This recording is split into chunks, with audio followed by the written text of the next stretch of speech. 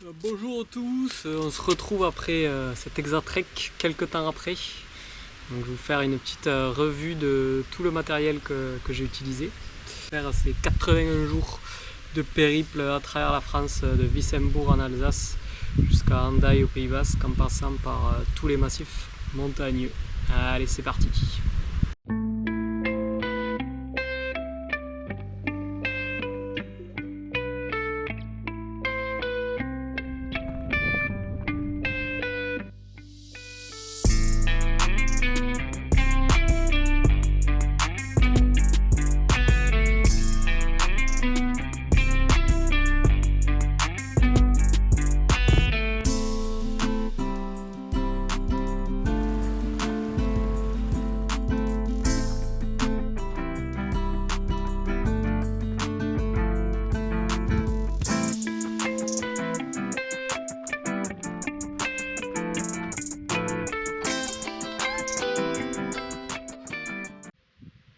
Donc déjà on va commencer par tout ce que j'avais, enfin le sac que j'avais déjà. Donc c'est le Osprey Exhaust 38 litres. Donc j'en suis vraiment très content. J'ai rien à redire au niveau praticité, il y a des poches partout. Il y a même des passants un peu partout, c'est qu'on peut accrocher le linge pour le faire sécher, etc. Donc ça c'est top. Après toutes les poches c'est nickel. Il y a juste, ça me faisait un peu des douleurs au niveau du bas du dos. J'avais des bleus en bas du dos en fait, à cause de l'armature derrière. Mais en vrai c'était pas si gênant que ça, donc en vrai je suis très content. La capacité aussi 38 litres, c'est parfait. C'était pile ce dont j'avais besoin. Pas trop peu et ni trop d'espace. Franchement c'était parfait. Et donc on va commencer par ce que j'avais à l'intérieur. Donc dans la poche de devant, je mettais à chaque fois des snacks. Donc que ce soit des mélanges, là c'est fruits rouges, j'avais des mélanges de fruits secs, etc. Ou aussi des barres, que des trucs facilement accessibles pour que ce soit facile et simple à y accéder rapidement. Voilà pour la poche de devant.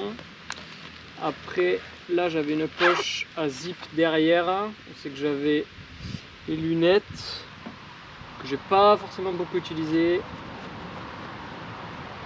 des gants, c'est des gants Van Rysel, donc Decathlon, que j'ai utilisé un tout petit peu le matin.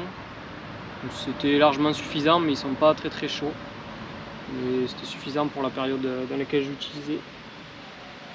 Après j'avais la gourde filtrante, donc une Bifree, la Katadyn. Donc elle est très bien au niveau du débit, c'est parfait. 1 litre c'était suffisant. Fallait pas plus et pas moins non plus. Donc j'en suis content aussi. Après qu'est-ce qu'on a là-dedans? La frontale. Donc une frontale Forclaz. Classique. Elle me tenait 5-6 heures.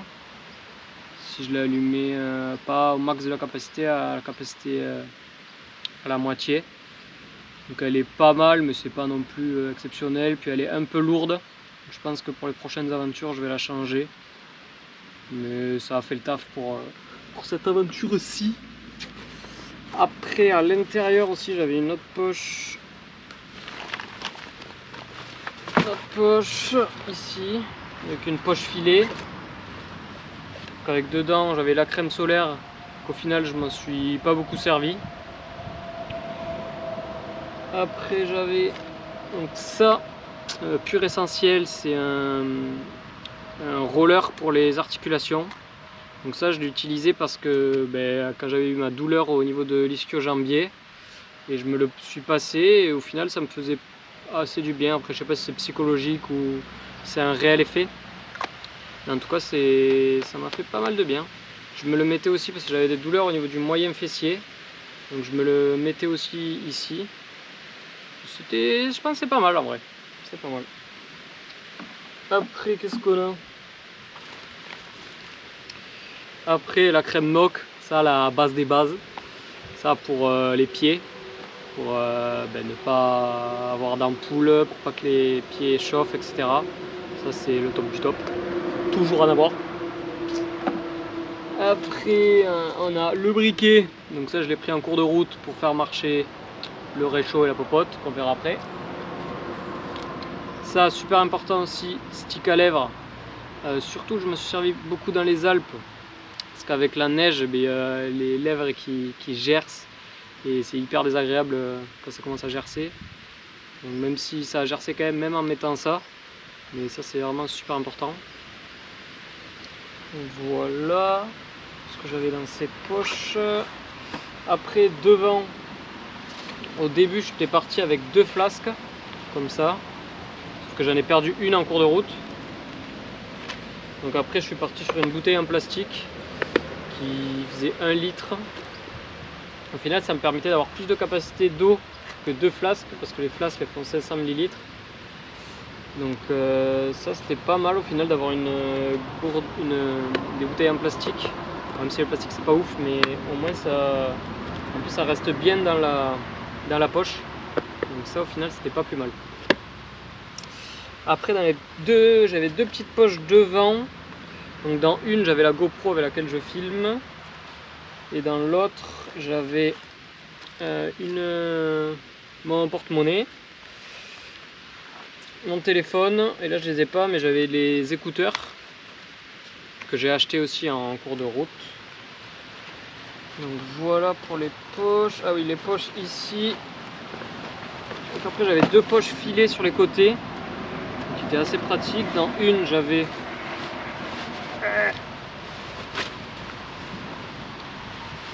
ma veste de pluie, au moins elle était facilement accessible. Bon, au final je ne m'en suis pas beaucoup servi parce qu'il n'y a pas beaucoup plu, j'ai dû l'utiliser 3 jours je pense.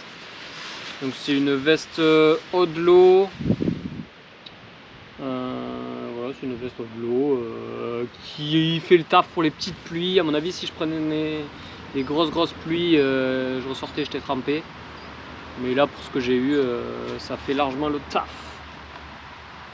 Et dans l'autre poche, du coup, ici, je mettais mes claquettes que j'ai là. Donc c'est claquettes de Decat. En vrai, elles sont légères, elles sont fines, elles sont très bien. Ça fait largement le taf. Donc voilà pour tout ce que j'avais à l'extérieur du sac. J'ai fait le tour. Après, en termes de tenue, ce que j'avais sur moi, j'avais ce que j'ai ici. Donc la tenue Move 360, donc c'est une petite entreprise belge qui m'a envoyé la tenue.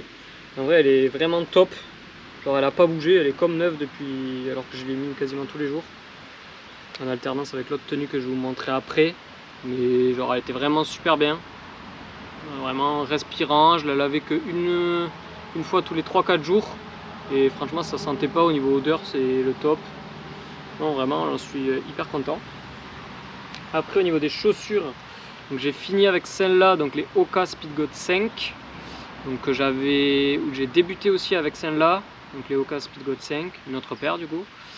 Bon, elles ont tenu 1000 km, mais à la fin les crampons ils étaient vraiment morts, et comme dans les Alpes j'ai eu un peu de neige, c'était un peu limite, je glissais pas mal. Donc après au milieu du périple j'ai pris des La Sportiva Mutant, qui au niveau accroche était vraiment top, ça sentait vraiment bien. Après c'était peut-être un peu grande et du coup j'avais pas mal de débris qui rentraient à l'intérieur. Donc du coup pour la fin du périple je suis reparti sur une valeur sûre avec les Hoka. Je savais qu'elle m'allait bien et au niveau confort je savais que j'étais bien dedans, donc j'ai repris celle-là. Peut-être qu'au niveau accroche c'est pas forcément le meilleur je trouve, surtout au niveau des crampons. En fait les crampons je trouve ils sont pas hyper bien marqués et du coup on n'a pas une super accroche, mais sinon au niveau confort j'étais vraiment hyper bien dedans.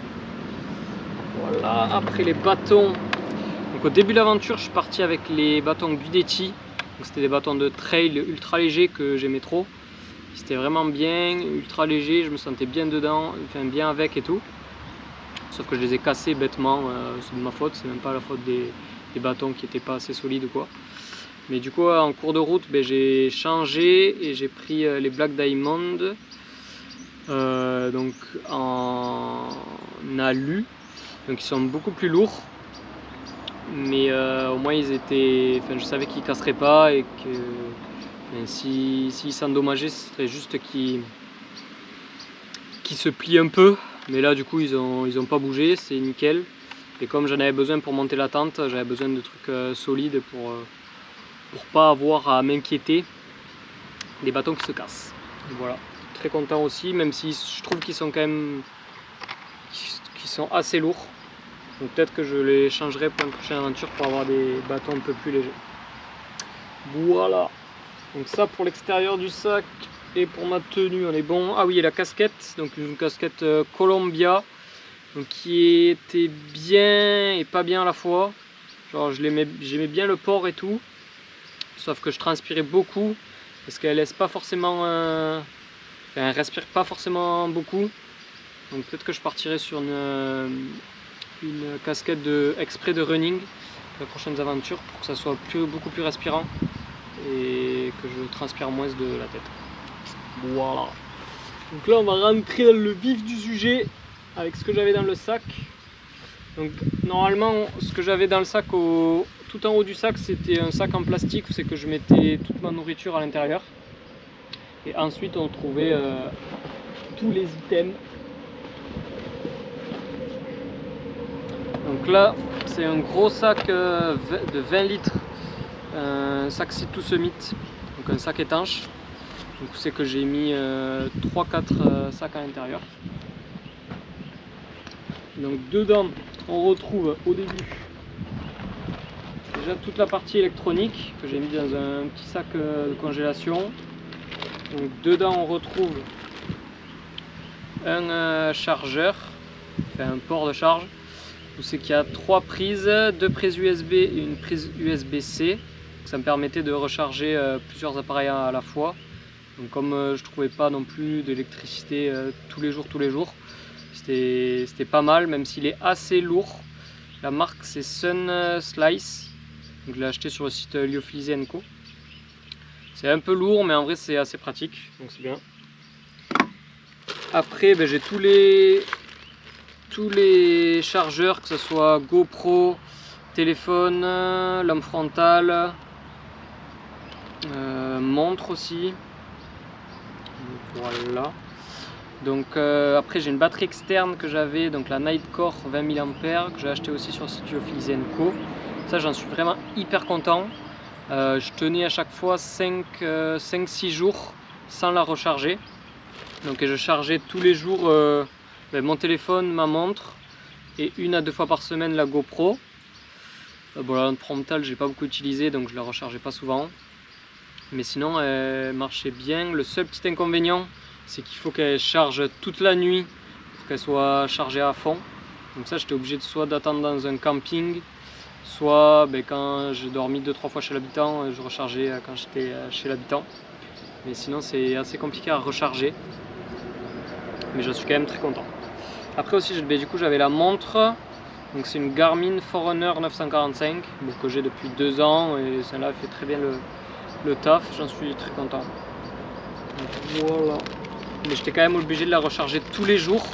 Donc peut-être qu'il faudrait que pour les prochaines aventures je change et que je prenne une montre qui tienne au moins 2 jours sans que j'ai besoin de la recharger, pour essayer de gagner un peu en autonomie.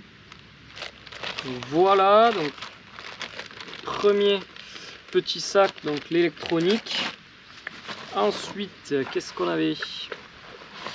Donc ça c'est le sac un peu préparation nourriture. Donc au début j'avais pas de popote, donc il me fallait un récipient, et au final même avec la popote je trouve que c'est pas mal d'avoir un autre récipient en dehors de la popote. Donc j'avais un petit Tupperware tout petit mais qui me permettait quand j'allais au supermarché et que je voulais me faire par exemple un yaourt avec des céréales à l'intérieur, et ça c'était ultra pratique. Donc ça c'est pas mal quand même.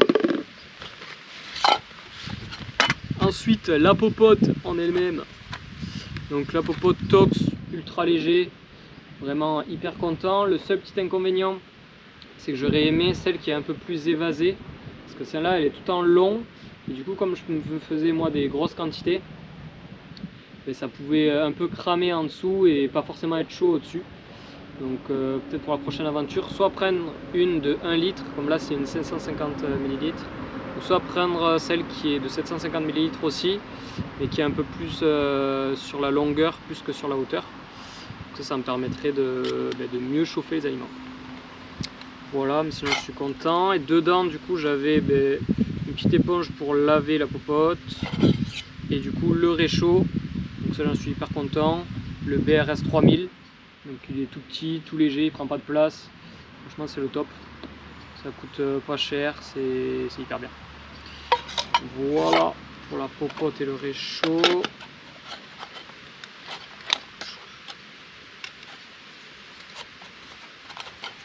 Voilà pour ça. Ensuite j'avais la cartouche de gaz à l'intérieur aussi. Le couteau, donc Nopinel, le numéro 7. Bon, il est très bien, rien à dire. Pratique, ça prend pas de place. Ensuite j'avais 2 cuillères, donc celle-là je l'avais prise au début. C'est une casquette, une cuillère Human Gear, donc en plastique. Elle est bien, mais du coup pour la popote, il m'en fallait une un peu plus grande. Donc du coup j'en ai repris une. Donc une Situ Summit en alu, donc qui est vraiment bien, qui est ultra légère, elle fait 9 grammes. Et en vrai elle est hyper bien, elle permet d'aller chercher au fond de la popote et tout. Donc ça c'est top. Donc voilà pour les items un peu nourriture. Donc ça c'était un sac nourriture. Après, donc ça c'était le sac hygiène. C'est toujours des sacs Situ Summit qui sont imperméables. Donc dedans j'avais un premier sac où c'est que j'avais des lingettes pour me nettoyer si j'étais pas à proximité d'un point d'eau. Voilà, brosse à dents, un petit dentifrice et un savon que j'essaie d'utiliser que quand j'étais dans le camping ou chez l'habitant, parce que même si c'est du savon biodégradable, c'est pas forcément terrible de l'utiliser dans les rivières, dans les lacs, etc. Donc j'essayais de vraiment que l'utiliser quand j'étais chez l'habitant ou au camping. Donc voilà pour la première poche d'hygiène. Ensuite ma serviette, une petite serviette Décathlon classique qui prend pas de place, qui est ultra légère. Ça fait toujours le taf, c'est parfait. Ensuite un autre petit sac, donc où dedans j'avais des Compides, j'avais des Doliprane, des compresses, un ruban adhésif au cas où si je trouais ma tente ou quoi, mais ça m'a pas servi. Ensuite j'avais une couverture de survie,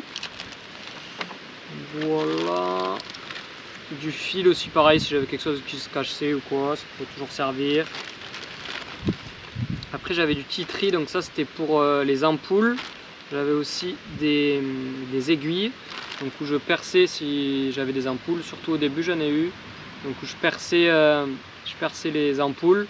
Ensuite je mettais ça, donc c'est l'huile d'essentiel de titri, qui permettait de sécher l'ampoule.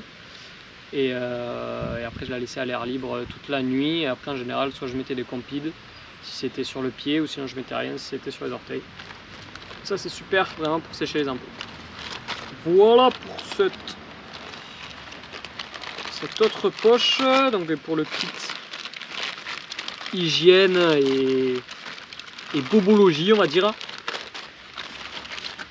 Voilà. Ensuite dans le gros sac, on est toujours dans le gros sac Situ Summit, sac étanche de 20 litres, j'avais mon matelas, donc le Forclaz Trek 900, donc qui est pas mal en vrai, il isole assez bien. Il a jamais été mouillé ou quoi pendant une nuit. Juste au niveau confort pur, je pense que ça serait mieux d'avoir un... Là en fait c'est un matelas où c'est qu'il y a des boudins, et je trouve que c'est pas super confortable, mais même si au final je m'y suis habitué, je pense qu'un matelas un matelas sans boudin et tout plat, ça peut être peut-être mieux. à tester. Voilà, et ensuite le dernier sac que j'avais dans ce premier gros sac, notre sac étanche tout ce mythe, avec dedans tous mes habits. Donc qu'est-ce que j'avais? Donc les habits que je portais sur moi. Après j'avais un premier vêtement technique, donc eau de l'eau. Donc ça, soit je le mettais le matin quand j'avais froid, ou le soir quand il faisait un peu frais. En vrai il est super bien, j'étais trop bien dedans, c'est en laine mérino, donc on sent pas l'odeur, etc. Non, vraiment super bien ce petit vêtement. Ensuite j'avais mon seul pantalon, donc j'avais pas de pantalon de pluie ou pantalon spécifique, technique ou quoi. C'était juste un legging Nike que je mettais que le matin et le soir et pour dormir quand il faisait un peu frais. Mais en vrai j'en suis content. Après j'ai pas eu de pluie, donc peut-être que si j'avais eu beaucoup de pluie ou quoi, un pantalon peut-être plus chaud ça aurait été peut-être mieux. Mais là pour ce que j'ai fait, le temps que j'ai eu, c'était parfait. Voilà. Après, ma veste, donc c'est une veste Craft qui est pas super chaude, mais là aussi pour le temps que j'ai eu c'était vraiment parfait. Je la mettais le matin et pour partir quand je partais tôt, et elle est un peu en polaire et en vrai elle est bien sans plus, mais ça fait le taf aussi parce que j'ai pas eu de température trop fraîche. Ensuite ma deuxième tenue, donc la tenue de rechange, donc là c'était full Décathlon, donc un short Keep Run, ça c'est mon short fétiche que j'avais pour le GR20 l'année dernière. Il est troué de partout mais je l'aime trop. En vrai il est ultra fluide et tout, il est ultra léger, pour les grosses chaleurs c'est vraiment trop bien, il laisse respirer, il est très bien. Donc ça, un short Keep Run. Après pour l'autre t-shirt, donc j'avais un t-shirt en mérino de Décathlon. Donc lui par contre il a mal vécu l'aventure, il est troué partout, que ce soit devant, derrière, il est troué de partout. Mais sinon en vrai il était bien, au niveau odeur et il respirait bien. C'est juste qu'au niveau durabilité c'est pas terrible. Après j'avais quoi? J'avais un tour de cou en mérino, Décathlon aussi pareil. Ça c'est pas mal aussi pour quand il fait des grosses chaleurs. Je l'humidifiais, je le mettais sur le cou. Comme c'était en mérino et que ça, une des caractéristiques du mérino c'est que ça sèche pas très vite. Du coup ça me permettait de garder un truc frais sur mon cou et sur ma nuque, donc ça me gardait aussi ma température corporelle un tout petit peu plus fraîche que ce qu'elle n'était. Ensuite caleçon, j'avais le même sur moi, c'était un caleçon en mérino de Décathlon, en vrai très bien. Au niveau odeur il n'y avait pas beaucoup d'odeur, donc ça c'était top. Chaussettes, donc ça c'est les chaussettes que j'ai rachetées, sinon au début de l'aventure j'avais des BV Sport que j'aimais beaucoup au niveau du maintien du pied et du maintien du pied en général. Franchement elles étaient vraiment bien, et donc là après au milieu de l'aventure j'étais obligé de changer parce que je n'avais pas retrouvé les BV Sport. J'ai pris du coup de la marque Thermique, donc 2 paires j'avais repris, et que je trouvais elles sont bien au niveau odeur, etc.